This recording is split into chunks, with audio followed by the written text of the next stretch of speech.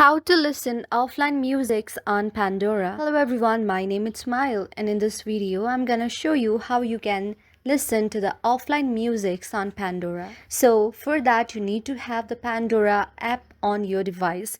To install this app you can simply go on the Google Play Store. Make sure that you have signed in with your Google account here. On the top search bar you need to search for Pandora Music, and if it is available in your region then you can simply install it from the Google Play, or if it is not then you can use VPN to install it as well. Just tap on it and install your Pandora applications.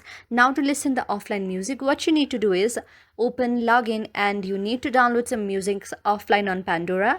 And to listen the offline music, just go on your home page and you will see a gear option on the top right side. Tap on the gear option and then you will see the option of offline.